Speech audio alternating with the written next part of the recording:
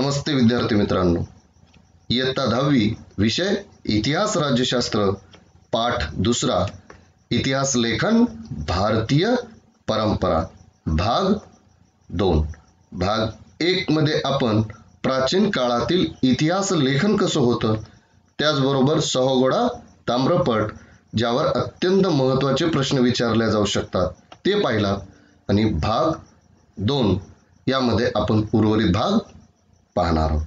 चला तर मग आजच्या पाठाला सुरुवात करूया। मध्ययुगीन काळातील इतिहासाचं लेखन। इसवी सनाच्या 12व्या शतकात कल्हण यानं लिहिलेला राजतरंगिणी हा काश्मीरच्या इतिहासावरील एक अत्यंत महत्त्वाचा ग्रंथ। कोणतं शतक विद्यार्थी मित्रांनो? 12वं शतक। कोण लिहिला? कल्हण यांनी। कोणतं पुस्तक लिहिलं? राजतरंगिणी। कशाची माहिती देतो? काश्मीरच्या इतिहासाची। रिवर्स का घेतलं? कारण हा प्रश्न तुम्हाला रिकाम्या जागांमध्ये चुकीची जोडी ओळखा किंवा शॉर्ट नोट्स मध्ये विचारतो। इसवी सनाच्या 12व्या शतकात कल्हण याने लिहिलेला राजतरंगिणी हा काश्मीरच्या इतिहासावरील एक ग्रंथ। इतिहास लेखन शास्त्र शुद्ध कसे असावे याच्या आधुनिक संकल्पनेशी हा ग्रंथ जवळचं नातं सांगतो। म्हणजे इतिहासाचं लेखन करत असताना शास्त्र शुद्ध म्हणजे ज्या पद्धतीने घडले किंवा रेफरन्स देऊन इतिहास कसा असतो हे कल्हण यांच्या ग्रंथावरून लक्षात येते। त्यामध्ये त्याने अनेक कोरीव लेख, नाणी म्हणजे कॉइन्स, प्राचीन वस्तूंचे अवशेष, राजकुलांच्या अधिकृत नोंदी आणि स्थानिक परंपरा यांचा चिकित्सक अभ्यास करून आपण ग्रंथ रचला असा उल्लेख कल्हणाने केलाय। म्हणजे साधारणपणे महाभारतांच्या काळांपासूनचा इतिहास या राजतरंगिणीमध्ये पाहतो। मग कल्हणाने ही राजतरंगिणी लिहित असताना त्याच्यामध्ये त्या काळात त्याला सापडलेले कोरीव लेख, त्या काळात त्याला उपलब्ध झालेले कोरीव नाणे किंवा त्या काळातली करन्सी म्हणतो आपण, किंवा त्या काळातील प्राचीन वस्तूंचे अवशेष, पुरावे किंवा राजांच्या काळातील अधिकृत नोंदी किंवा स्थानिक परंपरा या सगळ्यांचा आपण चिकित्सक अभ्यास केलाय आणि त्यानंतरच हा ग्रंथ आम्ही लिहिला असं स्वतः कोण उल्लेख करतोय? कल्हण। थोडंसं पुढे आलात, मध्ययुगीन भारतामध्ये मुस्लिम राज्यकर्त्यांच्या दरबारातील इतिहासकारांच्या लेखनांवर अरबी आणि फारसी इतिहास लेखनाच्या परंपरेचा प्रभाव असलेला दिसतो। मुस्लिम आक्रमण ज्यावेळेस झाली त्यावेळेस अरबी आणि फारसी ही भाषा ते आपल्या सोबत घेऊन आले। मध्ययुगीन मुस्लिम इतिहासकारांमध्ये जियाउद्दीन बर्नी याचा एक अत्यंत महत्त्वाचा ग्रंथ आहे, तो म्हणजे तारीख-ई फिरोजशाही। मध्ययुगीन मुस्लिम इतिहासकारांमध्ये एक अत्यंत महत्त्वाचा इतिहासकार जियाउद्दीन बर्नी आणि त्यानं रचलेला हा ग्रंथ तारीख-ई फिरोजशाही। या ग्रंथात त्यानं आपल्या इतिहास लेखनाचा हेतू स्पष्ट केला आहे। म्हणजे का इतिहास लिहावा किंवा इतिहास लेखनाचा हेतू काय आहे हे जियाउद्दीन बर्नीनं स्पष्ट केलं।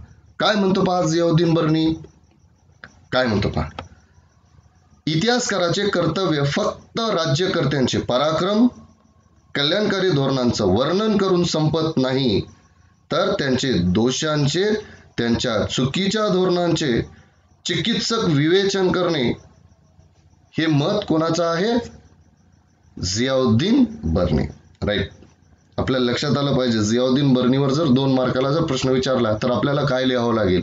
1 मध्ययुगीन मुस्लिम इतिहासकार आहे, 2 त्याने लिहिलेला ग्रंथ तारीख-ई फिरोजशाही आणि यांमध्ये त्यानं इतिहास लेखनाचा हेतू, तो म्हणतो राजांचे नुसते पराक्रम, त्याच्या नुसत्या कल्याणकारी धोरणं हे सांगू नका, त्याबरोबर त्या राजांचे दोष, त्यानं अवलंबलेले चुकीचे धोरणं याचा सुद्धा चिकित्सक अभ्यास करणे महत्त्वाचे आहे।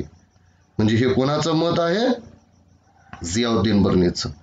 यावर तो थांबतो का? नाही, तो काय म्हणतो बघा, एवढेच नाही तर संबंधित काळातील विद्वान व्यक्ती, अभ्यासक, साहित्यिक आणि संत यांचा सांस्कृतिक जीवनातील प्रभावही आपल्याला लक्षात घ्यायला हवा.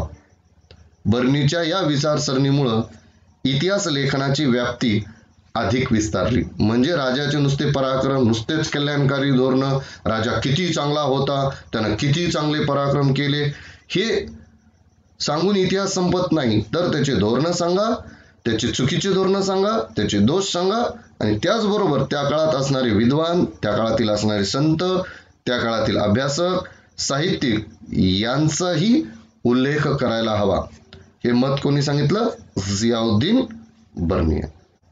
मुघल बादशहांच्या दरबारातील इतिहासकारांच्या लेखनात राज्यकर्त्यांची स्तुती, त्यांच्याबद्दलची निष्ठा या पैलूंना विशेष महत्त्व प्राप्त झालं. म्हणजे जियाउद्दीन बर्नीने काय सांगितलं होतं की नुसते राजांचे पराक्रम किंवा राजांची चांगली धोरणं सांगून संपत नाही, तर त्याचे गुण, त्याचे दोष हे सर्व सांगावं लागते.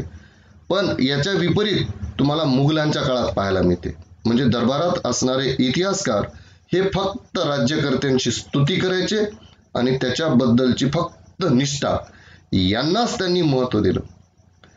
आणि त्याखेरीज त्यांच्यात वर्णनात्मक समर्पक पद्य उतारे, सुंदर चित्रांचा अंतर्भाव करण्याची पद्धतही सुरू झालेली दिसते.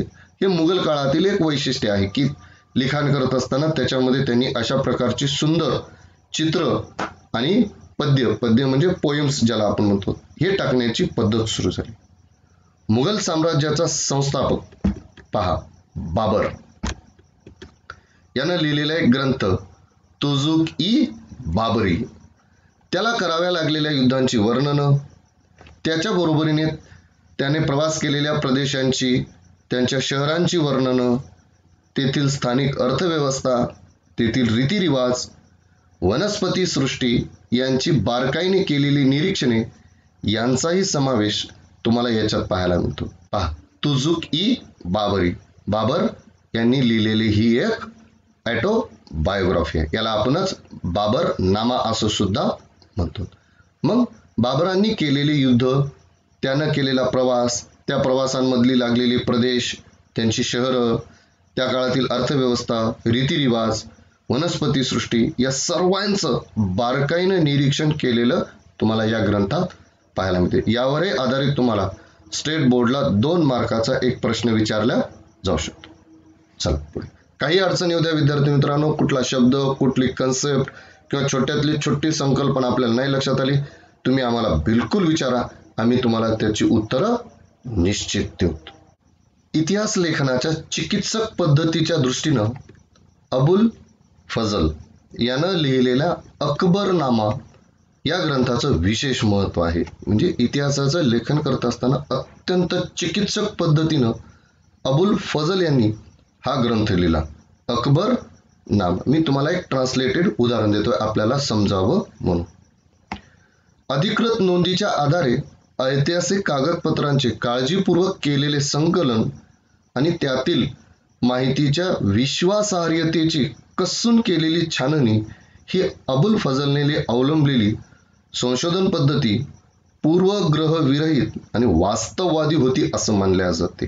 विश्वासार्ह म्हणजे ज्याच्यावर 100% विश्वास ठेवता येतो, ती पूर्वग्रहविरहित म्हणजे एखाद्याबद्दलचं कुठलंच मत ठेवायचं नाही, चांगले नाही वाईट नाही, प्लेन माइंड, जसं न्यायाधीश न्याय देत असताना ठेवतो त्या पद्धतीने. वास्तववादी म्हणजे खरं. म्हणजे अकबरनामा जो ग्रंथ लिहिला अबुल फजल यांनी, की तो ग्रंथ लिहित असताना त्या काळातल्या अधिकृत नोंदी, अधिकृत ऐतिहासिक कागदपत्र आणि त्याची विश्वासार्हता या सगळ्यांची कसून छाननी केली आणि त्यानंतरच त्यांनी हा ग्रंथ लिहिला, अकबरनामा. बखर म्हणजे काय? कथाकथन, हकीकती, बातम्या किंवा राजांचे चरित्र सांगणे. बखर हा एक ऐतिहासिक साहित्यातील एक अत्यंत महत्त्वाचा प्रकार.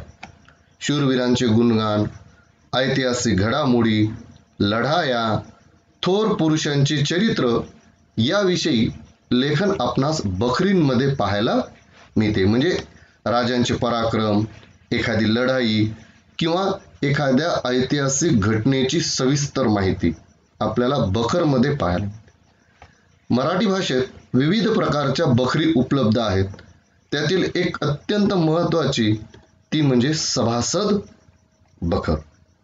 छत्रपती राजाराम महाराजांच्या कारकिर्दीत कृष्णाजी अनंत सभासद यांनी ही सदर बखर लिहिली. सदर बखर म्हणजे ही सभासद बखर. फक्त उदाहरण म्हणून तुम्हाला असं दाखवतोय. सभासद बखर कोण लिहिली? कृष्णाजी अनंत सभासद. यावर आधारित तुम्हाला स्टेट बोर्डला 1-2 मार्काला प्रश्न किंवा ऑब्जेक्टिव्ह मध्ये विचारला. छत्रपती शिवाजी महाराज यांच्या कारकिर्दीची माहिती यात आपल्याला पाहायला मिळते. म्हणजेच छत्रपती शिवाजी महाराजांच्या संदर्भातली सविस्तर माहिती कृष्णाजी अनंत सभासद यांनी जी सभासद बखर लिहिली या बखरमध्ये आपल्याला पाहायला मिळते. भाऊसाहेबांची बखर. या बखरीत पानिपतच्या लढाईचे वर्णन आहे. अहमद शाह अब्दालींसोबत झालेली तिसरी पानिपतची लढाई. याच विषयावर आधारित पानिपतची बखर ही एक स्वतंत्र बखर सुद्धा आहे. होळकरांची कैफियत. या बखरीतून आपणास होळकरांचे घराणं आणि त्यांचे योगदान समजते. बखरींचे चरित्रात्मक, वंशानुचरित्रात्मक, प्रसंगवर्णनात्मक, पंथीय, आत्मचरित्रपर, कैफियत, पौराणिक आणि राजनीतीपर असे वेगवेगळे प्रकार पाहायला मिळतात. कैफियत म्हणजे त्यांची माहिती सांगणे. म्हणजे भाऊसाहेबांची बखर, त्याच्यानंतर सभासद बखर, पानिपतची बखर आणि होळकरांची कैफियत. हे 4 उदाहरण आणि बखरींचे प्रकार लक्षात ठेवा. हे तुम्हाला संकल्पना चित्रामध्ये किंवा कारणे विचारल्या जाऊ शकते. माहित आहे का तुम्हाला?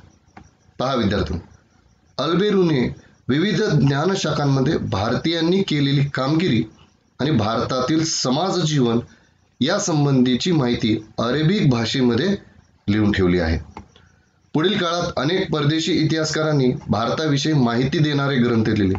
त्यातील बघा, हसन निजामी यानं लिहिलेला ताजुल मासीर, त्यानंतर मिन्हाज ई सिराज यानं लिहिलेला तबाकत ई नासिरी आणि त्याचबरोबर अमीर खुसरो यांचे विपुल म्हणजे मोठ्या प्रमाणावरचे लिखाण उपलब्ध आहेत. त्याचबरोबर तैमूर लंग यांनी स्वतः लिहिलेलं आत्मचरित्र. आत्मचरित्र स्वतःच लिहितात म्हणून त्याला आत्मचरित्र म्हणते. तुजुक ई तिमूर. याह्या बिन अहमद सरहिंदी लिखित तारीख ही मुबारकशाही यासारखे ग्रंथ महत्वाचे आहेत. त्यांच्या लेखनातून आपल्याला भारतातील मध्ययुगीन कालखंडांविषयीची अत्यंत महत्वाची सविस्तर माहिती मिळते. परदेशी प्रवाशांनी लिहून ठेवलेले वृत्तांत ही भारतीय इतिहासाची अत्यंत महत्वाची साधन आहे. त्यामध्ये पहा, Ibn Battuta, Abdul Razzaq, Marco Polo, Niccolo Conti, Barbosa, Domingo Paes हे महत्वाचे होत. हे लक्षात ठेवा विद्यार्थी मित्रांनो. संकल्पना चित्र किंवा चुकीच्या जोडीमध्ये हे तुम्हाला विचारल्या जाते. त्यांच्या लेखनातून मध्ययुगीन भारतासंबंधीची ऐतिहासिक माहिती मिळते. त्याचबरोबर ईश्वरदास नागर, भीमसेन सक्सेना, खाफी खान आणि निकोलाय मनुची हे औरंगजेब बादशहाच्या काळातील इतिहासकार होत आणि मुघल काळातील इतिहास समजून घेण्यासाठी यांचे लेखन अत्यंत महत्वाचे मानले जाते. कोण कोण विद्यार्थी मित्रांनो? ईश्वरदास नागर, भीमसेन सक्सेना, खाफी खान, निकोलाय मनुची हे औरंगजेबाच्या काळातील इतिहासकार होत. हे तुम्हाला रिकाम्या जागेमध्ये किंवा संकल्पना चित्रांमध्ये विचारल्या जाऊ शकते. भाग 2 मध्ये येथे आपण थांबतोय विद्यार्थी मित्रांनो. या संदर्भातली आपल्याला कुठलीही अडचण येऊ द्या, एखादा शब्द, एखादी कन्सेप्ट, एखादा ऑब्जेक्टिव्ह, एखादा शॉर्ट क्वेश्चन, एखादा लॉंग क्वेश्चन, याबद्दल तुम्ही आम्हाला कमेंट बॉक्समध्ये कळवा. आम्ही तुम्हाला त्याची उत्तरं निश्चित देऊ. विद्यार्थी मित्रांनो, सबस्क्राईब जर केलं नसेल तर चॅनलला सबस्क्राईब करा आणि आमच्या टीमला आपला आशीर्वाद द्या. बोलण्याच्या ओघात एखादा शब्द कमी जास्त झाला असेल, कोणाच्या भावना जर दुखावल्या असतील तर यासाठी आमची संपूर्ण टीम क्षमस्वी आहे. भेटूया पुढच्या भागात. धन्यवाद.